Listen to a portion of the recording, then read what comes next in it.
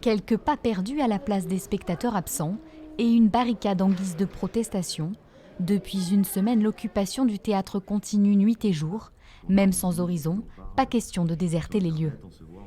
La présence ici permet d'avoir un échange avec des gens qui n'étaient pas forcément investis et du coup il y a un relais qui se prend de façon plus fluide et naturelle. En quelques jours, le parvis s'est transformé en lieu de solidarité et de revendication. On n'est pas là pour s'amuser et faire un festoche. Voilà. On arrive aussi avec, moi je suis là tous les soirs depuis le début, à beaucoup d'épuisement. Malgré la fatigue générale, l'ambiance reste à l'optimisme. Tous espèrent une réouverture rapide des lieux culturels.